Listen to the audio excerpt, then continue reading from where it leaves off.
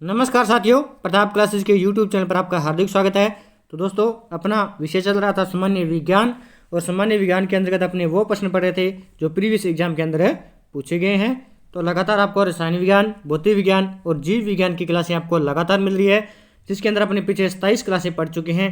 आज अपने बात करेंगे 28 नंबर क्लास की, जिसके अंदर अपना जीव विज्ञान का टॉपिक रहेगा पाचन तंत्र। तो पाचन तंत्र से जितने भी प्रश्न पूछे गए हैं, तो इन प्रश्नों की चर्चा हम आज इस क्लास में करने वाले हैं। तो पूरा वीडियो ध्यान से देखना, और जो विद्यार्थी हमारे इस चैनल पर नए हैं वो इस चैनल को सब्सक्राइब कर लें और पास लगे बेल आइकन के घंटे को जरूर दबा लें, ताकि जैसे ही हमारा कोई नया वीडियो अपलोड हो वो आप तक पहुंच जाए। और इन प्रश्नों की जो टेस्ट सीरीज है वो हमारे प्रताप क्लासेज ऐप पर आपको टॉपिक वाइज मिल रही है, जिसकी प्राइस मात्र 100 रुपये रखी गई है। तो शुरू करते हैं आज की क्लास। वीडियो को लाइक शेयर जरूर कर देना। तो देखिए, पाचन तंत्र क्या है। पाचन तंत्र क्या है? पाचन तंत्र गैस्ट्रोस्टेनाई ट्रैक्ट, यकृत, अग्नाशय और पित्ताशय की थैली से बना एक आंतरिक क्या होता है? तंत्र होता है। जीआई ट्रैक्ट खोखले अंगों की एक श्रृंखला होती है, जो मुंह से लेकर गुद्दा तक एक लंबी मुड़ने वाली ट्यूब की तरह होती है। इसके बाद मुंह, इंसिफेंक्स यानी अन्न प्रणाली, पेट, छोटी आंत और बड़ी आंत और गुद्दा से मिलकर जीआई ट्रैक्ट का क्या होता है? ये निर्माण होता है। उसके बाद लीवर, पैंक्रियाज हो गया, और जो गोल ब्लैडर पाचन तंत्र के क्या होते हैं? महत्वपूर्ण अंग होते हैं। आगे देखिए, अब बात करें पाचन तंत्र के प्रमुख अंग कौन कौन से हैं। सर्वप्रथम जो पाचन होता है वो मुंह में पाचन होता है, तो मुंह से शुरू होती है। उसके बाद ग्रास नली, उसके बाद पेट यानी स्टोमच, उसके बाद अग्नाशय यानी, उसके बाद यकृत या जिसको जिगर या लीवर भी बोला जाता है, उसके बाद पित्ताशय, उसके बाद छोटी आंत, बड़ी आंत और मलाशय। तो पाचन तंत्र का अंतिम अंग कौन सा हो गया? मलाशय यानी जिसको रेक्टम भी बोला जाता है। तो पाचन तंत्र के अंतर्गत इतने अंग महत्वपूर्ण प्रमुख अपनी भूमिका निभाते हैं। अब देखिए, पाचन तंत्र का चित्र आपको दिया हुआ है, इसमें थोड़ा समझ लेते हैं। तो जीवा सर्वप्रथम शुरू होती है मुख से, उसके बाद मुख गुहा जिसको बोला जाता है, उसके बाद ग्रसिका आगी, ग्रास नाल जिसको बोला जाता है, उसके बाद अमाशय, ये आपका शुद्रांत यानी ये आपके अंदर की छोटी आंत आ गई, बृहद्रात्र यानी ये बड़ी आंत आ गई, उसके बाद यकृत जो अग्नाशय की क्या होते हैं? अमाशय की क्या होती है? पास में स्थित होती है। ये डायफ्राम आ गया। यहाँ पे पित्ताशय जो पित्त का क्या करता है? भंडारण करता है। और ये परिशेषिका आ गई। उसके बाद लास्ट भाग क्या आ गया? गुदा द्वार आ गया। अब तो शुरू करते हैं प्रश्न। तो देखिए, पहला प्रश्न, पाचन तंत्र का हिस्सा नहीं है। इनमें से आपको बताना है कौन सा तंत्र है जो पाचन तंत्र का हिस्सा नहीं है? यकृत, पित्ताशय, कॉर्निया या आंत। तो इनमें से जो कॉर्निया होता है वो पाचन तंत्र का हिस्सा नहीं होता, क्योंकि ये कॉर्निया जो है आंख का एक भाग होता है। तो बाकी यकृत, पित्ताशय और जो आंत होती है ये किसका भाग होती है? पाचन तंत्र का हिस्सा होती है।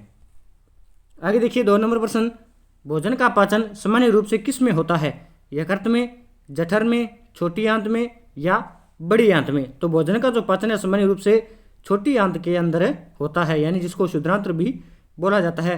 और भोजन का सर्वाधिक पाचन की बात करें तो ये भी क्या होता है? छोटी आंत के अंतर्गत होता है। अब देखिए, छोटी आंत के बारे में चर्चा करते हैं।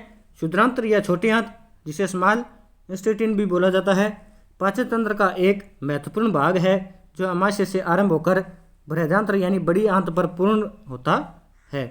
शुद्रांत्र में ही भोजन का सबसे अधिक पाचन और अवशोषण होता है। छोटी आंत की लंबाई की बात करें तो 7.5 मीटर लंबी एक कुंडलित नली होती है, जो अमाशय व अग्नाशय के नीचे बड़ी आंत से गृह क्षेत्र में क्या होती है? स्थित होती है। छोटी आंत में पित्त रस व अग्नाशय रस भोजन में मिलते हैं। तो छोटी आंत में रसों की बात करें तो कौन कौन से रस मिलते हैं? तो छोटी आंत के अंदर एक तो पित्त रस हो गया, और एक कौन सा रस हो गया? अग्नाशय रस इसके अंदर मिलते हैं। पचे हुए भोजन को छोटी आंत में स्थित दीर्घरोम अवशोषित कर रक्त में ये मिला देते हैं। तो इतनी बातें छोटी आंत के बारे में और आपको याद रखनी है। आगे देखिए, प्रोटीन पाचक एंजाइम है। इनमें से आपको बताना है कौन सा एंजाइम है जो प्रोटीन पाचक होता है? ट्रिप्सिन, इमाइलेप्सिन, लाइपेज या इमिलेज। तो इनमें से जो ट्रिप्सिन जो एंजाइम होता है वो एक प्रोटीन पाचक एंजाइम होता है। आगे देखिए, एंजाइम मदद करता है। एंजाइम किस में मदद करता है? श्वसन क्रिया में, भोजन पचाने में, या इम्यून तंत्र में, या प्रजनन तंत्र में। तो जो एंजाइम होता है वो भोजन पचाने में ये क्या करता है, मदद करता है। अब देखिए एंजाइम क्या है। तो एंजाइम एक प्रकार के जैविक उत्प्रेरक होते हैं जो जैव रासायनिक अभिक्रियाओं के दर को बढ़ा देते हैं। प्रोटीन प्रकृति में ऐसे कार्बनिक पदार्थ जो जीवित कोशिका में उत्प्रेरक का कार्य करते हैं, जो एंजाइम क्या है, कहलाते हैं। व्याख्या देखिए, एंजाइम प्रोटीन होते हैं जो जीवन कोशिकाओं के भीतर उत्प्रेरक के रूप में क्या करते हैं, कार्य करते हैं। आगे देखिए 5 नंबर प्रश्न, पेप्सिन एंजाइम किस माध्यम में क्रियाशील रहता है। पेप्सिन जो एंजाइम होता है वो किस माध्यम में क्रियाशील रहता है, क्षारीय, अम्लीय, उदासीन या लवणीय। तो जो पेप्सिन एंजाइम होता है वो क्षारीय रूप में क्या होता है, क्रियाशील रहता है। आगे देखिए पितरस का कार्य क्या है। पितरस का कार्य क्या होता है, प्रोटीन का पाचन करना, वसा का अम्लीशीकरण या कार्बोहाइड्रेट का पाचन या उपयुक्त में से सभी। तो पितरस का जो कार्य होता है वो वसा का क्या होता है, अम्लीशीकरण करना होता है।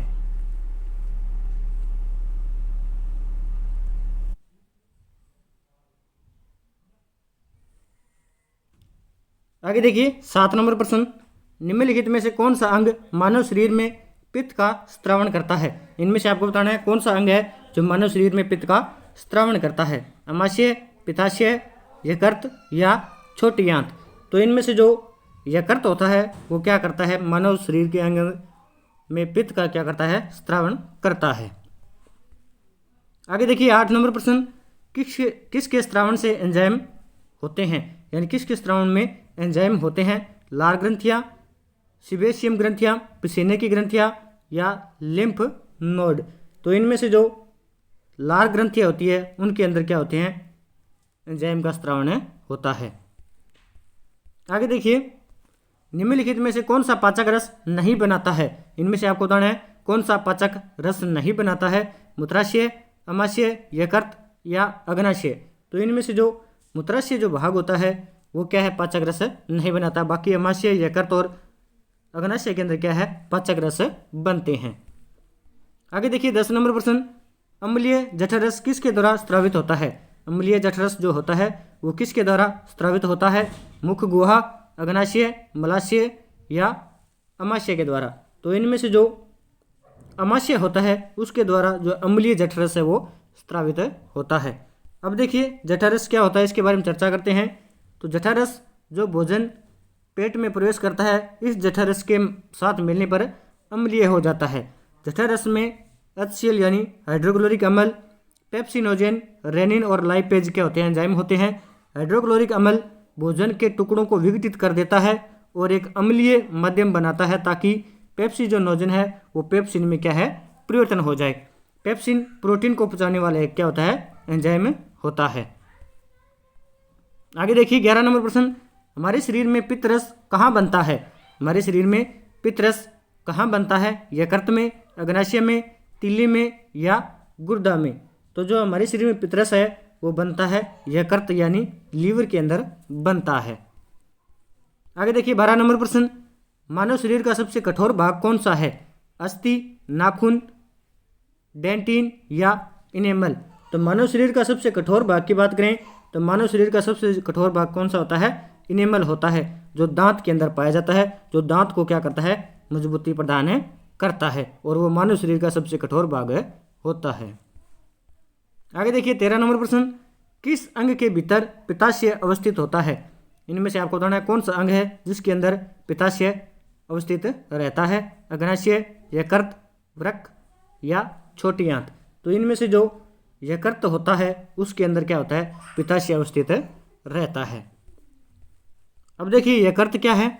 तो यह एक प्रमुख उपापचय अंग है जो केवल कशेरुक जानवरों में पाया जाता है, जो जीव के विसरण और पाचन और विकास के लिए आवश्यक प्रोटीन और जैव रसायनिकों के संश्लेषण जैसे कई आवश्यक जैविक कार्य ये करता है। आगे देखिए कौन सा एंजाइम पेट के अंदर प्रोटीन के पाचन में शामिल होता है। इनमें से आपको बताना है कौन सा एंजाइम है जो पेट के अंदर प्रोटीन के पाचन में क्या होता है, शामिल होता है। तो लाइपेज, सेल्यूलोज, लाइसोजाइम या पेप्सिन। तो इनमें से जो पेप्सिन होता है एंजाइम, वो पेट के अंदर प्रोटीन के पाचन में क्या होता है, शामिल होता है। आगे देखिए 15 नंबर प्रश्न, भोजन प्राय किस में पचता है? भोजन प्राय किस में पचता है? यकृत, पेट, छोटी आंत या बड़ी आंत। तो भोजन जो प्राय है वो छोटी आंत के अंदर पचता है और सर्वाधिक पाचन भी क्या होता है, छोटी आंत के अंदर ही भोजन का होता है। आगे देखिए, आहार नाल के किस भाग में भोजन का अधिकतम अवशोषण होता है? आहार नाल के किस भाग में भोजन का अधिकतम अवशोषण होता है? अमाशय, छोटी आंत, बड़ी आंत या मलाशय। तो इनमें से जो आहार नाल का जो छोटी आंत भाग है उसके अंदर भोजन का क्या होता है, अधिक अवशोषण होता है। आगे देखिए, आहार नली यानी एलिमेंट्री कैनल के अंदर सबसे लंबा भाग कौन सा है? आहार नली का सबसे लंबा भाग कौन सा है? अमाशय, क्षुद्रांत्र यानी छोटी आंत, बृहदांत्र यानी बड़ी आंत या इसोफेटाल। तो आहार नली का सबसे जो बड़ा भाग है या लंबा भाग बोलें जिसको, तो वो क्या होता है, क्षुद्रांत सबसे लंबा भाग होता है। अब देखिए आहार नली के प्रमुख भागों की हम चर्चा करते हैं। तो मुख एक अनुप्रस्थ काट के रूप में होता है जो दो मांसल होठों से घिरा रहता है तथा मुख ग्रासन गुहिका में क्या है, ये खुलता है। उसके बाद आती है ग्रसनी। तो मुख ग्रासन गुहिका का पिछला भाग क्या होता है, छोटा होता है।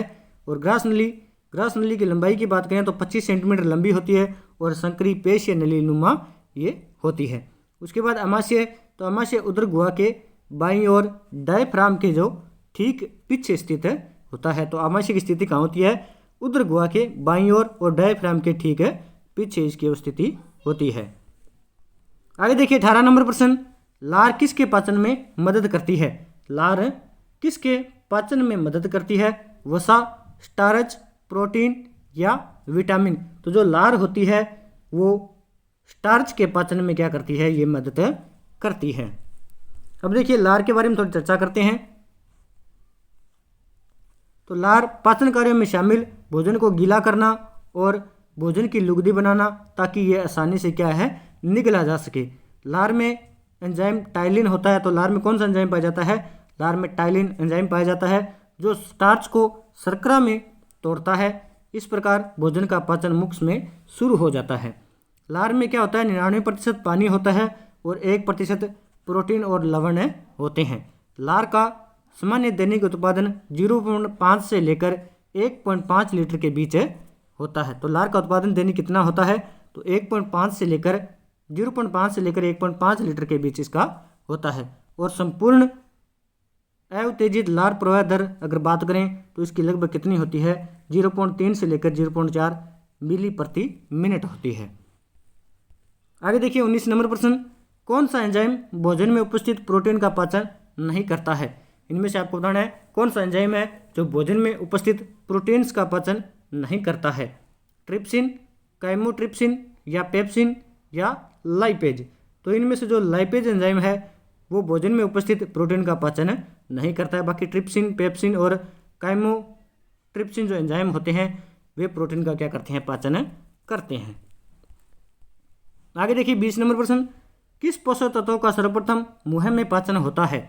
किस पोषक तत्व का सर्वप्रथम मुंह में पाचन होता है? प्रोटीन, कार्बोहाइड्रेट, वसा या इनमें से कोई नहीं। तो इनमें से जो कार्बोहाइड्रेट होता है पोषक तत्व, उस तत्व का क्या है, सर्वप्रथम मुंह में पाचन होता है। आगे देखिए, सलाइवा में विद्यमान एंजाइम का नाम बताइए जो स्टार्च को क्या है, तोड़ता है। लाइपेज, पेप्सिन, इमाइलेज या रेनिन। तो इनमें से जो इमाइलेज जो एंजाइम होता है वो सलाइवा में उपस्थित होता है जो स्टार्च को क्या है, तोड़ने का कार्य करता है। आगे देखिए 22 नंबर प्रश्न, मानव शरीर में प्रोटीन अपघटन के फलस्वरूप निम्नलिखित में से कौन सा अम्ल बनता है? मानव शरीर में प्रोटीन जब टूटता है या उसका अपघटन होता है तो उसके फलस्वरूप अम्ल बनता है। तो वो कौन सा अम्ल बनता है? कार्बोनिक अम्ल, अमीनो अम्ल या फास्फोरिक अम्ल या दुग्ध अम्ल। तो इनमें से जो अमीनो अम्ल होता है तो प्रोटीन के टूटने से किस अम्ल का निर्माण होता है? तो प्रोटीन के अपघटन से अमीनो अम्लों का क्या होता है, निर्माण होता है। आगे देखिए, शरीर के लिए एंजाइम आवश्यक होते हैं क्योंकि शरीर के लिए एंजाइम आवश्यक होते हैं क्योंकि ये शरीर को ऊर्जा प्रदान करते हैं, या ये तंत्र क्रियाओं को नियंत्रित करते हैं, या ये शरीर के रचनात्मक भाग होते हैं, या ये जीव रासायनिक क्रियाओं के उत्प्रेरक हैं। तो इनमें से जो एंजाइम आवश्यक होते हैं क्योंकि ये जीव रासायनिक क्रियाओं के क्या होते हैं, उत्प्रेरक होते हैं, इसलिए शरीर में क्या होते हैं, एंजाइम आवश्यक होते हैं। आगे देखिए 24 नंबर प्रश्न, पेप्सिन एंजाइम किस माध्यम में क्रियाशील रहता है? जो पेप्सिन एंजाइम होता है वो किस माध्यम में क्रियाशील रहता है? क्षारीय, अम्लीय, उदासीन या लवणीय? तो जो पेप्सिन एंजाइम होता है वो क्षारीय रूप के अंदर शरीर के अंदर क्या है, क्रियाशील रहता है। अब देखिए पेप्सिन एंजाइम क्या होता है। तो पेप्सिन एक एंडोपेप्टिडेज है जो प्रोटीन को छोटे पेप्टाइड्स में क्या है, तोड़ देता है। यह पेट की परत के गैस्ट्रिक मुख्य कोशिकाओं में उत्पन्न होता है और मनुष्य और कई अन्य जानवरों के पाचन तंत्र में मुख्य पाचन एंजाइमों से एक होता है। यहाँ पर भोजन में प्रोटीन को पचाने में ये मदद करता है। तो प्रोटीन का पाचन पेप्सिन भी करता है, ट्रिप्सिन भी करता है। आगे देखिए, मानव शरीर की जैव रासायनिक प्रयोगशाला है, इनमें से आपको बताना है मनुष्य के शरीर की जैव रासायनिक प्रयोगशाला कौन सी है? आमाशय, यकृत, आंत या वृक्क? तो इनमें से जो यकृत होती है वो मनुष्य के शरीर की जैव रासायनिक प्रयोगशाला होती है। आगे देखिए, जठररस में होते हैं, जो जठररस होता है उसके अंदर क्या क्या पाया जाता है? पेप्सिन, लाइपेज या रेनिन एंजाइम, या ट्रिप्सिन, लाइपेज या रेनिन एंजाइम, या ट्रिप्सिन, पेप्सिन या रेनिन, या पेप्सिन, ट्रिप्सिन या लाइपेज? तो जठरस के अंदर क्या होते हैं? तो जठरस के अंदर पेप्सिन, लाइपेज और रेनिन एंजाइम क्या है, पाए जाते हैं। आगे देखिए 27 नंबर प्रश्न, प्रोटीन पाचक एंजाइम है, इनमें से आपको बताना है प्रोटीन पाचक एंजाइम कौन सा है? ट्रिप्सिन, इमाइलेप्सिन, लाइपेज या इमिलेज? तो इनमें से जो ए नंबर ऑप्शन है आपका ट्रिप्सिन एंजाइम। तो ट्रिप्सिन एंजाइम किसका पाचन करता है? प्रोटीन का पाचन करता है। आगे देखिए 28 नंबर प्रश्न, हम भोजन करते हैं एवं पाचन होता है, इस पचित भोजन के उपयोगी पदार्थों का अवशोषण होता है, कहाँ पर होता है? आमाशय की दीवार से, या छोटी आंत की दीवार से, या बृहदांत्र यानी बड़ी आंत की दीवार से, या यकृत में? तो हम जब भोजन करते हैं और जो पाचन होता है तो इस पचित भोजन के उपयोगी पदार्थों का जो अवशोषण होता है वो छोटी आंत की दीवार से होता है। आगे देखिए, आहार नाल का वह कौन सा भाग है जो यकृत से पित्तरस ग्रहण करके इसको पित्ताशय में क्या है, संग्रहित करता है? आहार नाल का वह कौन सा भाग है जो यकृत से पित्तरस को ग्रहण करके इसको पित्ताशय में क्या है, इकट्ठा करता है? तो आमाशय, क्षुद्रांत्र, वृश्चिका या अग्नाशय? तो इनमें से जो आमाशय होता है वो आहार नाल का वो भाग होता है जो यकृत से पित्तरस का ग्रहण करके इसे पित्ताशय में क्या है, संग्रहित करता है। आगे देखिए 30 नंबर प्रश्न, इंसुलिन हार्मोन परिवर्तित करता है, इंसुलिन हार्मोन परिवर्तन करता है वसा को ग्लूकोज में, प्रोटीन को ग्लूकोज में, या ग्लूकोज को ग्लाइकोजन में, या ग्लाइकोजन को ग्लूकोज में? तो जो इंसुलिन होता है वो क्या करता है, ग्लूकोज को किस में बदलता है? ग्लाइकोजन के रूप में इसको बदलता है। आगे देखिए, पाचन के बाद कार्बोहाइड्रेट को परिवर्तन कर दिया जाता है, पाचन के बाद जो कार्बोहाइड्रेट होता है उसको किस में परिवर्तित कर दिया जाता है? ग्लाइकोजन में, ग्लूकोज में, या अमीनो अम्ल में, या वसा युक्त अम्ल में? तो पाचन के बाद जो कार्बोहाइड्रेट है उसको ग्लूकोज के रूप में क्या है, परिवर्तित कर दिया जाता है। आगे देखिए, एक मानव जीभ में औसतन कितनी स्वाद कलिकाएं मौजूद होती है? एक मानव जीभ में औसतन कितनी स्वाद कलिकाएं मौजूद होती है? 2000 से 8000, या 50,000 से 1 लाख, या 1 मिलियन से 10 मिलियन, या 10 मिलियन से अधिक? तो जो मानव जीभ है उसमें औसतन में जो स्वाद जो कलिकाएं होती है वो लगभग कितनी होती है? 2000 से लेकर 8000 कलिकाएं मौजूद होती है। आगे देखिए 33 नंबर प्रश्न, भोजन के पाचन की प्रक्रिया के दौरान होने वाले ऊर्जा परिवर्तन के एक प्रकार को बताइए। यानी भोजन का जब पाचन होता है तो कौन सी ऊर्जा किसके अंदर परिवर्तन होती है? तो रासायनिक ऊर्जा से उष्मा ऊर्जा, या यांत्रिक ऊर्जा से ऊष्मा ऊर्जा, या रासायनिक ऊर्जा से प्रकाश ऊर्जा, या प्रकाश ऊर्जा से रासायनिक ऊर्जा। तो जब भोजन की जो पाचन क्रिया होती है उसके दौरान जो ऊर्जा परिवर्तन होता है वो होता है रासायनिक ऊर्जा का ऊष्मा ऊर्जा में परिवर्तन होता है। आगे देखिए 34 नंबर प्रश्न, यकृत कार्य करता है। यकृत किस प्रकार का कार्य करता है? श्वसन, उत्सर्जन, या परिसंचरण, या पाचन। तो जाहिर सी बात है जो यकृत है वो पाचन क्रिया में भाग लेता है, तो यकृत पाचन क्रिया का कार्य करता है। आगे देखिए, निम्न में से किसको पचाने के लिए शाकाहारी को लंबी छोटी आंत की आवश्यकता होती है? निम्न में से किसको पचाने के लिए शाकाहारी को लंबी छोटी आंत की आवश्यकता होती है? क्लोरोप्लास्ट, सेल्यूलोज, कार्बोहाइड्रेट, या प्रोटीन। तो इनमें से जो सेल्यूलोज होता है उसको पचाने के लिए जो शाकाहारी होते हैं उन्हें एक लंबी छोटी आंत की आवश्यकता होती है। आगे देखिए 36 नंबर प्रश्न, इनुलिन पाई जाती है। जो इनुलिन होती है वो किस में पाई जाती है? आलू के ट्यूबर में, या अदरक के प्रकंद में, या डहेलिया की गांठदार मूलों में, या प्याज के वल्लम में। तो जो इनुलिन होता है वो डहेलिया की जो गांठदार मूलें होती है उनके अंदर इनुलिन पाया जाता है। आगे देखिए, मानव में भोजन और हवा के लिए सामान्य मार्ग है। मानव में भोजन और हवा दोनों के लिए एक सामान्य मार्ग कौन सा है? कंठनली, नासा गुहा, या ग्रास नली, या ग्रसनी। तो इनमें से जो ग्रसनी होती है वो मानव में भोजन और हवा के लिए क्या है? एक सामान्य मार्ग होती है। आगे देखिए 38 नंबर प्रश्न, मानव शरीर का एकमात्र अंग जो पुनः विकसित या पुनः सर्जित हो सकता है। इनमें से आपको बताना है कौन सा मानव शरीर का एकमात्र अंग है जो पुनः विकसित हो सकता है या पुनः सर्जित हो सकता है? तिल्ली, दिमाग, जिगर, या अग्नाशय। तो इनमें से जो जिगर होता है वो क्या होता है? पुनः विकसित किया जा सकता है। आगे देखिए 39 नंबर प्रश्न, ग्लूकोज की आवश्यकता होने पर निम्नलिखित में से कौन सा अंग संचित ग्लाइकोजन को खंडित कर ग्लूकोज में क्या करता है? परिवर्तित करता है। ग्लूकोज की आवश्यकता होने पर निम्न में से आपको बताना कौन सा अंग है जो ग्लाइकोजन को क्या करता है? ग्लूकोज में परिवर्तन करता है। तो यकृत, अग्नाशय, पित्ताशय, या छोटी आंत। तो इनमें से जो यकृत यानी लीवर होता है वो ग्लाइकोजन को क्या करता है? खंडित करके ग्लूकोज में क्या करता है? परिवर्तित कर देता है। आगे देखिए 40 नंबर प्रश्न, लार ग्रंथि में कौन सा एंजाइम स्रावित होता है? तो लार ग्रंथि से कौन सा एंजाइम स्रावित होता है? ट्रिप्सिन, लाइपेज, पेप्सिन, या इमाइलेज। तो जो लार ग्रंथि होती है उसमें से जो इमाइलेज है वो एंजाइम क्या होता है? स्रावित होता है। और कौन सा होता है? एक टाइलिन एंजाइम भी स्रावित होता है।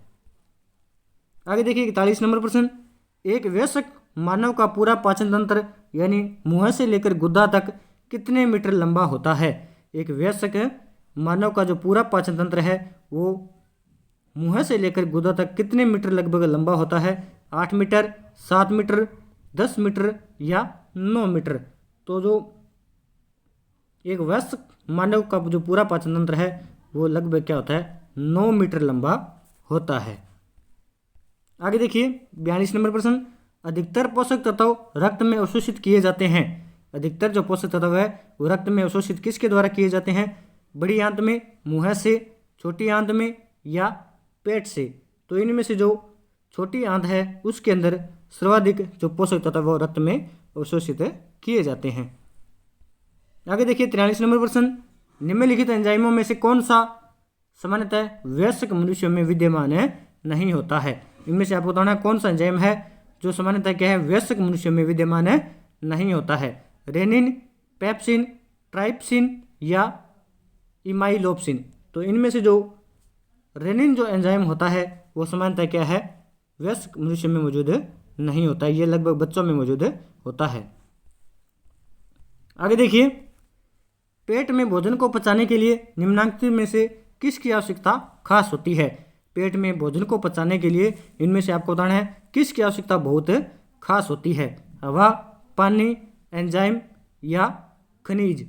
तो पेट में भोजन को पचाने के लिए जो आवश्यक होता है इनमें से जो एंजाइम होते हैं वो बहुत ही क्या होते हैं? खास होते हैं। आगे देखिए 45 नंबर प्रश्न, पाचित खाना निम्नलिखित या निम्नलिखित द्वारा अवशोषित किया जाता है। जो पचित खाना होता है इनमें से आपको बताना है किसके द्वारा अवशोषित किया जाता है। उदर यानी पेट, ग्रहणी, शुद्रांत्र यानी छोटी आंत या मलाशय के द्वारा। तो पाचित जो खाना होता है वो शुद्रांत्र यानी छोटी आंत के द्वारा अवशोषित कर लिया जाता है। आगे देखिए 46 नंबर प्रश्न, अग्नाशय को पाचक रस के उत्पादन के लिए उत्तेजित करने वाला हार्मोन निम्नलिखित में से कौन सा है। अग्नाशय को पाचक रस के उत्पादन के लिए उत्तेजित करने वाला हार्मोन इनमें से आपको बताना कौन सा है।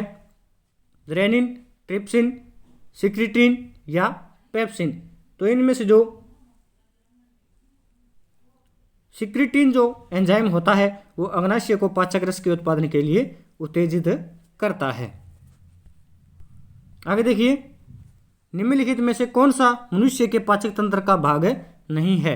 इनमें से आपको बताना है कौन सा है जो मनुष्य के पाचक तंत्र में भाग नहीं लेता है। तो प्रोस्टेट ग्रंथि, अग्नाशय या पीयूषिका या प्लेटलेट्स। तो इनमें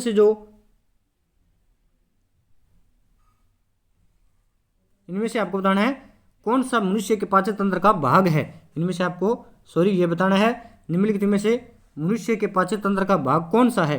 तो इनमें से जो अग्नाशय है वो क्या है, पाचन तंत्र का भाग होता है। बाकी ये तीनों क्या नहीं होते हैं। आगे देखिए 49 नंबर प्रश्न, डियोडेनम निम्न में से किसका भाग है। डियोडेनम इनमें से आपको बताना है किसका भाग होता है। छोटी आंत, बड़ी आंत, पित्ताशय या अंडाशय। तो जो डियोडेनम होता है वो क्या होता है, एक छोटी आंत का क्या होता है, भाग होता है। आगे देखिए 50 नंबर प्रश्न, किस मानव अंग में सर्वाधिक कोलेस्ट्रॉल उत्पादित होता है। तो किस में बताना है, मानव का वो अंग है जिसमें सर्वाधिक कोलेस्ट्रॉल उत्पादित होता है। यकृत यानी लीवर, अमाशय स्टोमच या अग्नाशय पेनक्रीस या पित्ताशय यानी गैल ब्लैडर। तो इनमें से जो यकृत यानी लीवर होता है उसके अंदर सर्वाधिक क्या है, कोलेस्ट्रॉल उत्पादित होता है। आगे देखिए 51 नंबर प्रश्न, कार्बोहाइड्रेट्स, प्रोटीन और वसा का पूर्ण पाचन कहाँ पर होता है। आपको इनमें से बताना है कार्बोहाइड्रेट, प्रोटीन और वसा का पूर्ण जो पाचन है वो किस में होता है। ग्रास नली में, पेट में, छोटी आंत में या बड़ी आंत में। तो इनमें से जो छोटी आंत होती है उसके अंदर कार्बोहाइड्रेट, प्रोटीन और वसा का क्या होता है, पूर्ण पाचन हो जाता है। आगे देखिए, निम्न में से कौन सा मानव आहार नली का भाग नहीं है। इनमें से आपको बताना है कौन सा है जो मानव आहार नली होती है उसका भाग नहीं है। मुख गुहिका, वायु कोशिका, पित्ताशय या बड़ी आंत। तो इनमें से जो वायु कोशिका होती है वो मानव आहार नली का भाग नहीं होता।